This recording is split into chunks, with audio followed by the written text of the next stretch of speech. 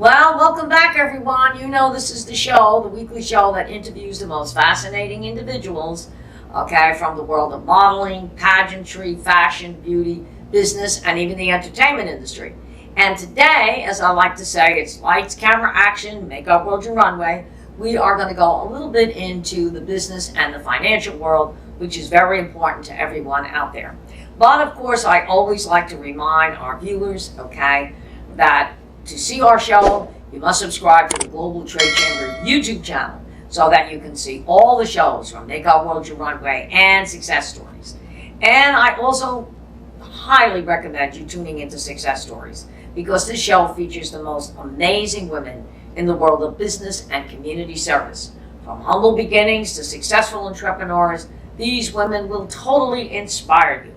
So remember to subscribe to the Global Trade Chamber YouTube channel once again, so that you can see all the shows from Make Our World Your Runway and Success Stories. And of course, as I always like to remind our viewers, get ready for some exciting conferences, speakers, awards, as 100 successful women and the Global Trade Chamber are going to come to a city near you. And the next city we're coming to you at is going to be April the 4th. It's going to be Miami. It's going to be the DoubleTree Hotel.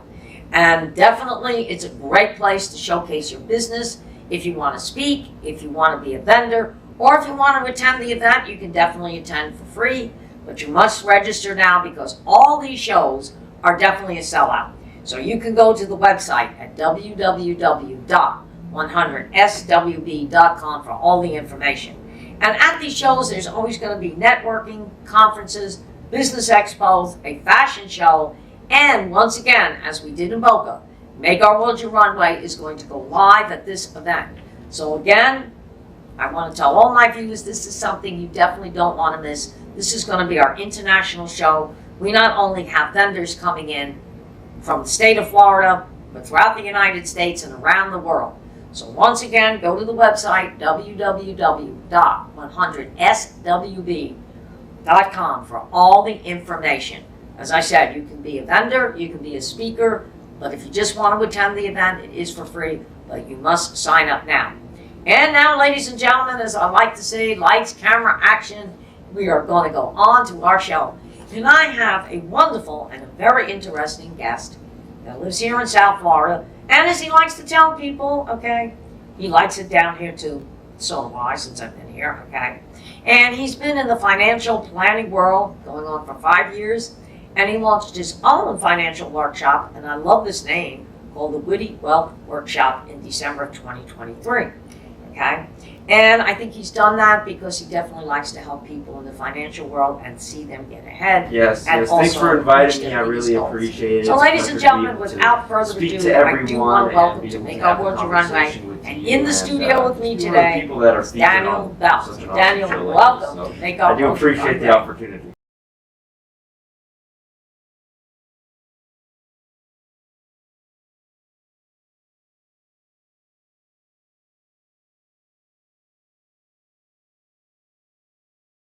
Oh, well, anytime, and I appreciate the opportunity for you coming on the show because, we interview people from all different areas, okay? Like I said, we do pageantry, we do beauty, okay? We do business and the entertainment industry, but once in a while, we like to get into the financial arena because there's so many people out there that ask that question.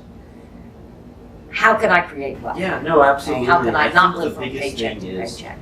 What should I invest in? What should I not invest in? When it comes down to so finances, right? I'm glad you're here because I want you to tell our viewers really what you do and how you might be able to help finance and then motivate towards improvement, right? So it's a combo there, right? First, it's the education, understanding, all right, I'm learning about different topics in the financial space. I'm learning about why I need something, when I need something, who do I need to talk to for that something in the financial world, whether you're a business owner, you're an individual, you're a family, and then understanding, okay, now that I know, how do I take action, right? Because you can't just learn, you actually have to take steps forward, and that's really what we do, especially with the workshop.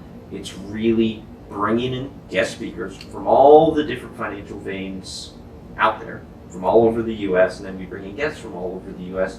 via Zoom to come and really just get educated on the different parts of of your finances that at some point down the road you will have to deal with, and you will need to talk with someone more than likely to help you deal with it if you want to do it in the right way. So these workshops are really designed to help people get that foot in the door.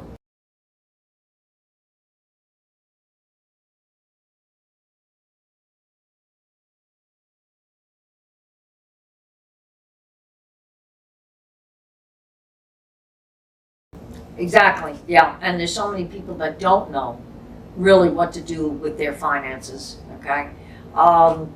Case in point, when my husband worked in New York City in the telecoms industry, okay, he had a lot of businesses that were in the Wall Street area, okay? So he was getting a lot of good financial advice at that point, all right? Awesome. Not saying he wasn't making the salary. Oh, if he finds out that I mentioned that, he's going to say, "Yeah, you stole half of that." But no, I really didn't. I just would watch would come in. But one of the things that he did, okay, and he's still to this day he's a pretty good listener. And when he said, "I'm going to take a life insurance policy on the two of us," and I'm like, "Wait a minute, I don't think I'm ready for the graveyard yet." He says, "You never know." He said, "But I'm going to take one that not only has a cashback value, but that goes into certain stocks." And he did, okay? And we've had that policy since, I would say, 1992. No kidding, that's awesome. 1992. And I even said to him, I said, "Wouldn't you want to sell it and prepay things?" And I mean, that is an option. But all these years, now the policy's actually paid for itself. So we still pay like every quarter. But when I look at the financial sheet that comes in, they're actually taking, okay, that premium. It's Absolutely. not I going mean, to the policy, really, the policy's actually what I paid tell for itself. people is It's going to financial cash space value. has a lot of financial tools.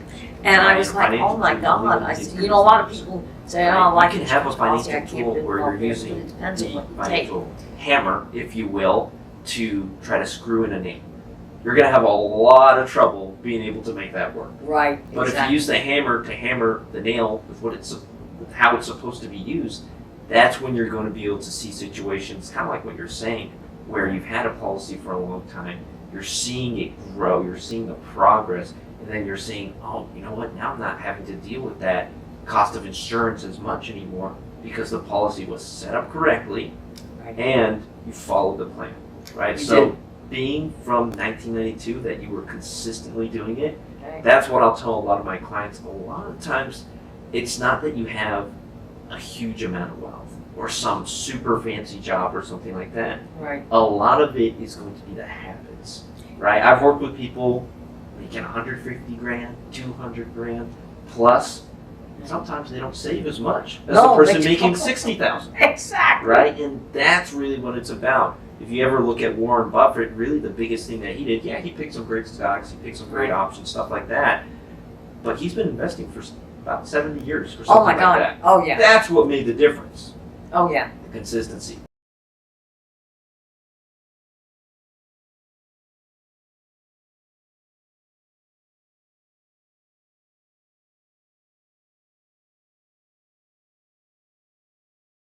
Yeah, he was well known on Wall Street for doing that. Oh yeah, he was very, very consistent on what he did. And it's knowing, even when you invest in homes or property, you've got to know what you're investing in. Yeah. Okay, what you're looking at. I mean, at one time, Al owned 6 homes. Okay, in fact, when the last home we bought was in Coral Springs, one of the realtors said to me, he said, "I applaud you." He said, 6 homes. He says, "Most people only buy 1 or 2. He said, "That was great." And I always tell people, look, you're going to have ups and downs in life, okay? And I'm one of these people that, the way I believe, I said, you know what? If I lose it all right now, I'm going to get it back next year. You have to think that way. You could lose it today, but that's not the end of the world, Yeah. all right? Because there's always ways that you can get around something. Yep. Okay? Always ways that you can get around something. And you're right. I have one of my mother's sisters. Oh my God, she was a stickler on saving money. Yeah. She said to me, she said, "You can take that penny." She said, "You see that piggy bank over there?" She said, "And build wealth with that penny." So she got me into the habit of loose change. I'm probably one of these very people that takes all the loose change and I fill up this jar, and every time I fill it up and I go to exchange it, I'll go to Publix and put it in the machine. There's like $300-400 extra that I didn't know I had yesterday. Yeah. Okay? So she got me into that habit. She said, and she also got me in a habit of saving dollars. Okay? Every time I get change and it's $1, I'll wait till I get to like $10, put it on Because a lot of another people $10, and sometimes before you know it, disregard 10, 20, Right, like 30, when I do 40. my workshop. So there's talk many about different budget. ways that you can save One money. of the biggest. I mean, just things looking I at $1 or a $5 bill, you can awareness, build wealth on that. right? Which may not Don't see seem it that way. should be the first thing that you're thinking about when it comes down to budgeting, but just like in the example that you were giving with your family member that was telling you, hey, save Right. pennies, save the dollars, all those different things, it's going to be that heightened awareness of, oh, I need to save the dollar. Oh, I need to save the penny, the quarter, the dime, this or that. Not so that you're necessarily kind of scratching to the bottom of the barrel to get everything that you can, but more that you're building the habits in the small things. Right. So that when the bigger things come up, the bigger purchases, the bigger budgets, you have a larger income, you're thinking, okay, well, how do I manage that? Because you were able to do that with the smaller things at a smaller scale. Right. Again, it comes back to you've built the habits Exactly. so that when you continue to level up financially, you're going to be able to actually keep the wealth. That's why wealthy people keep their money. Exactly. Because they've built the habits. And Right. if they're able to teach that to their kids, then that builds generational wealth. That's Right. right.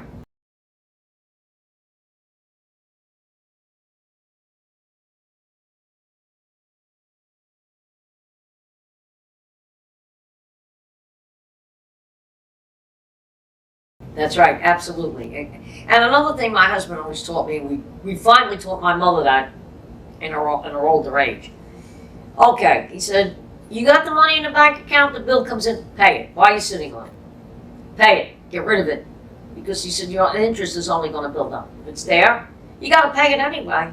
So he got me in the habit that even if I put a little bit more extra on a credit card, as soon as that money comes in, buy credit card, because all of a sudden now you're showing that you can pay the bill and you credit. I mean, once in a while you'll carry a little balance over just to show the credit card company, okay, I'm not using the card, I'll keep it.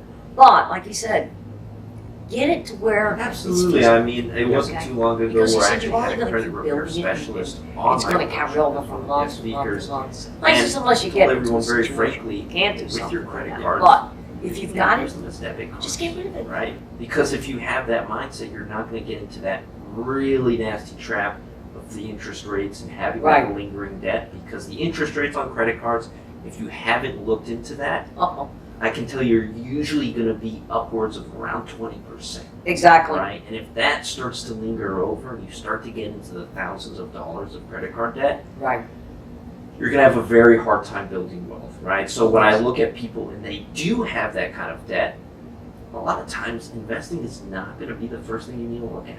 No. It's going to be, hey, I need to take care of this high interest debt because in a sense, you're getting that interest as like a return on investment. Because then you don't have to pay that. Right. Right? That's really one of the biggest things. One of the biggest tips I say for people when it comes down to the debt side of things, you want to think about what kind of interest rate am I dealing with, and then how can I take care of the highest interest rate debts first? Because those are the most dangerous.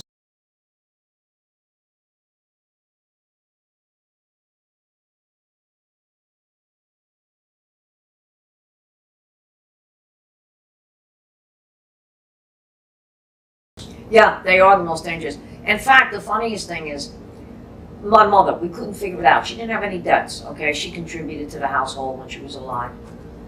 She kept saying, I don't have any money, I don't have any money. All right. She didn't get much in Social Security, but I said, wait a minute, something's wrong here. And he said, you're only giving so much, he said, towards expenses. And she didn't spend a lot of money. I mean, she'd get her hair done every week, but it was minimal. He said, I got to take a look at this. So she would every month, when she'd have money over in her checking account. It was only about maybe $1,000, $5,000. And Al was scratching his head saying, something's wrong here. I got to take this home. when he took over her checking account, she had anywhere from $15,000 to $16,000 per month rolling over. Because he showed her, and he said, I'm surprised at you. He says, you are a banker. He said, I'm surprised at this. He said, you don't need this. Scratch that out. You don't need that. Scratch it. So he realized that there were mistakes that she was making. And all of a sudden, she had all this money in there. And he said, now I'm going to show you how to manage your money. He said, okay? And what he did do, because it wasn't a lot of money, he said, stop taking that money out every week to pay for your hair. Because at one point she wasn't using her credit cards and they were going to shut it down. He said, all right, get your hair done every week.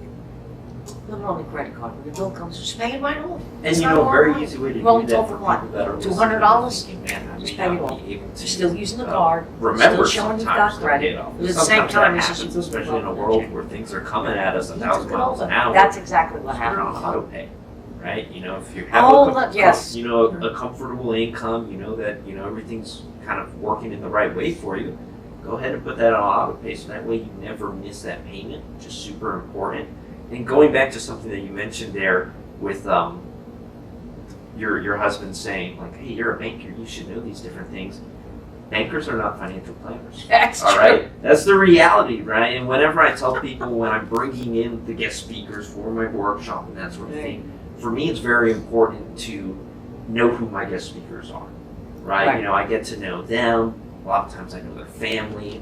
You know, I've gone out and you know done different social activities with them, so built a relationship with them, really for the purpose of knowing that they treat people right and that they are actually experts in their field. You know, the banker's not going to be talking about the credit or the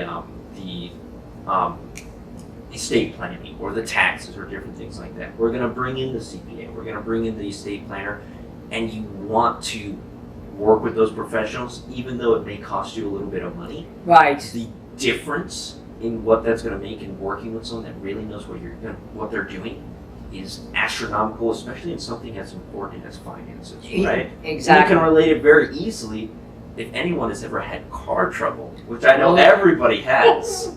I'm The looking. difference between a bad mechanic and a good mechanic, Right. oh my goodness, is unbelievable, right? So I think that is probably the most relatable sort of circumstance to connect with, and that's exactly the same approach you should have to essentially building your financial team, right? Of people that, oh, you know what, when I have this issue or I have this thing going on, I know I can connect with this person, and I'm going to be taken care of.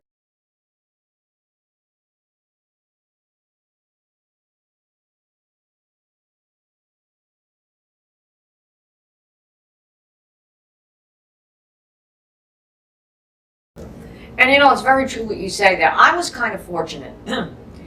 I had met I had worked for Wells Fargo for a short period of time. But one of the branch managers that I met there, and I got to hook you up with, Mike Loveland, okay? He was an exception to the rule. He just wasn't a banker, but he got into like everything you're doing, all that financial planning.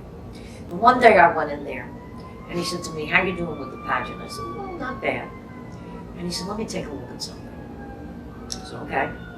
He said to me, he says, "Where do you get your source of money?" I said, "Well, when the contestants come in." I said, "That's what." He said, "How many directors do you have?"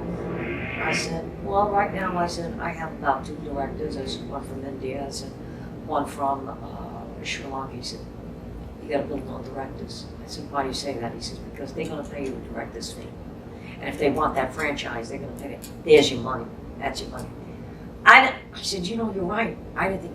And when he showed me that, all of a sudden, I started getting people overseas interested in things like that. And then the franchise fees started coming in. He said, "You got to do that. Get Well, your you know what? sponsors. That's That's where actually your money's something going to come. Don't very rely special on that I somebody think a lot of business coming into the owners pageant kind and of paying, getting an into entry that fees, realm. because that's a one-time You shot. really need You to got to know continually do this." either He was an yourself exception as a to the business rule. owner starting your business, where your money's coming from, or kind of like what you had, which is fantastic, have someone that can actually walk you through, hey, this is how your business works, Right. this is where your money's coming from, so if you focus on these particular areas, that's going to maximize your business and be able to scale.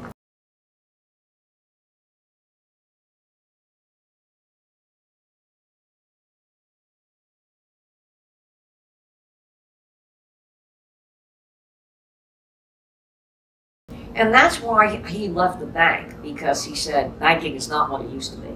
And he said, I can actually do more, he said, for my clients, doing my own thing. I think he might be working with some financial company. But he said, I'm able to do more there, and I'm able to advise them better. He said, I was in the bank. He said, I was limited at the bank. He says, but now I'm able, he says, to work with them better and advise them how to build wealth and show them, okay, if we can't do this, let's do this. Yeah, Always find a solution to the problem. Yeah. Okay, but he's one of the rare, I'd have to say, branch managers. No, Because most of the absolutely. branch You managers got just plenty of tell great you what the bankers bank that is they doing do a and great job But at they're their ready to job, talk. but I feel like for Excellent. people Alright. kind of like But that, he went a really little they above need and to beyond. be in a place where they can Which, have a little more get that flexibility in to actually work with the person, right? Exactly. Banking, you're setting up the savings accounts, you're setting up maybe the CDs, you're helping people get their checking accounts in order and get the debit card for the checking account. Right. Very straightforward. You're loaning out money for different situations, but it's not financial planning, right? Exactly. Financial planning is going to take a little step further,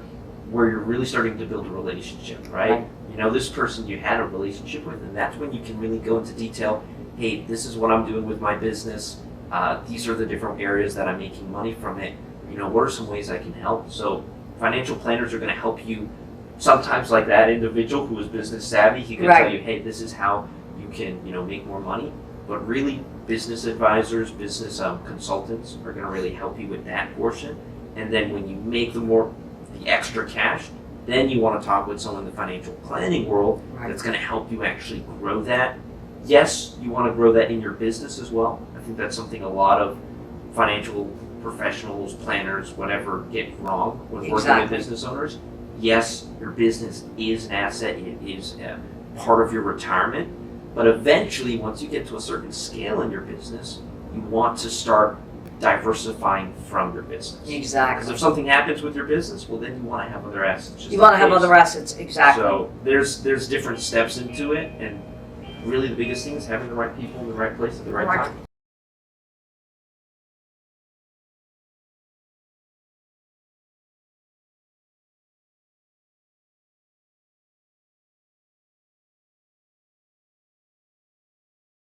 And it was so funny because I said to him, Mike, what do you know about pageantry? He said, I don't have to. It's business. Yeah. It's a business running like another business.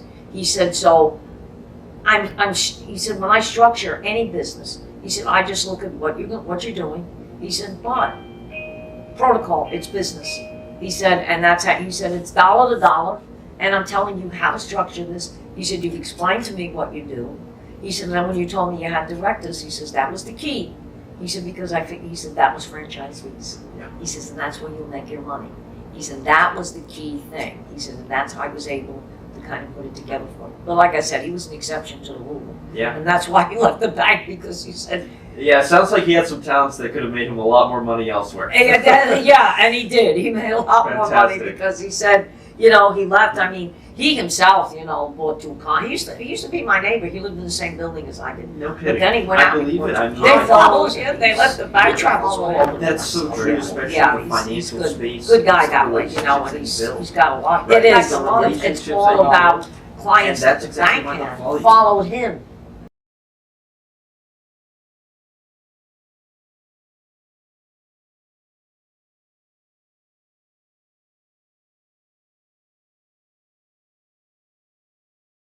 Well, I'm going to have you call Al, because now, like I said, he's looking to diversify. I'll see what I can do. Maybe we can build something a little bit more so that his you'll have number a today, little so more you leeway can call him there. and he'll explain to you. Like I said, he gave me a little.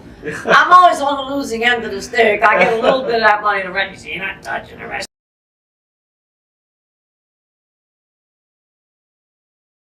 Exactly. I said, come on. Yeah, okay. so You get that a much big out hobby of of mine, right? But anyway, I think Max over here tells me that we have about 5 minutes, but I did want to get into something I like to tell people not I'm business diving related. too. Reptile, And, I see that you I love it down here. We're the capital of the world when it comes down to fishing. We have some of the best reefs that you'll ever Yes, you do. snorkel. Yes. We have the Everglades, tons of different animals, and unfortunately, thanks to some irresponsible animal owners, we have a lot of invasive animals out there in the Everglades, even in the waterways, the canals, the freshwater areas.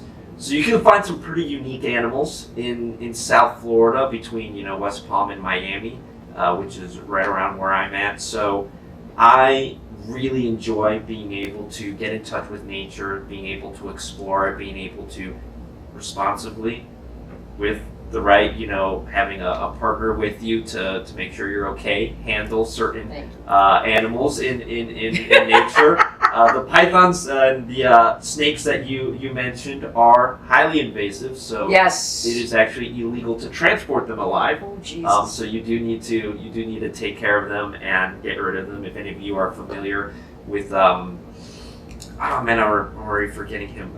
A big snake guy on Instagram.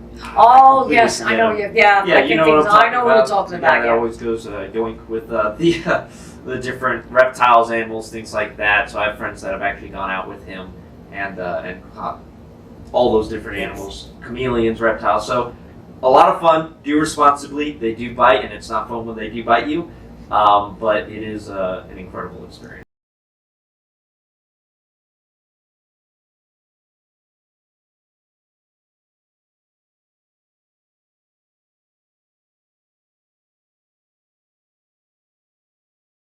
Yeah, and as a matter of fact, that you mentioned that, the last Saturday night on it wasn't the Sci-Fi Channel, it was Me TV, and there's this horror host, and he played that movie. It's SSS, but it's actually and I'll tell my viewers this. It was all about a scientist who turned a guy into a king cobra. And when I saw he was giving him injections, I said, I am not going for any more shots. That's it. Maybe somebody's going to try to hit the snake. And it's funny because I know we got to close this out. But the other day, and I had my neighbors laughing, I was telling this bulldog how to make money. Okay? The next time around, I will take about 15 minutes on how this bulldog sat there and just looked at me like this and said, she's crazy, but she may have an idea. And I did that in a restaurant last night. So there you go, preaching it already. Exactly, preaching it already. But anyway, I want to thank you because I know you've got such a busy schedule. Thank for you. Taking time out of your busy schedule to be here. It was a pleasure meeting you through the Tower Likewise. Club. And I do want to tell our viewers that if you are in this area or not, we both belong to the Tower Club in Fort Lauderdale. Great organization. This is where you're going to meet people like Daniel. It's going to improve your business. You'd be surprised the referrals that you're going to get. Next time we'll talk a lot about BNI, which is another great organization. Yep. But anyway, ladies and gentlemen, once again, I want to thank you for tuning in to Make Our World Your Runway. It's always a pleasure. And as I tell you, stay tuned because we're going to come up with another great guest next week. And we've also got an exciting event that we're going live at. So once again, have a great weekend. Thank you so much, and we'll see you soon.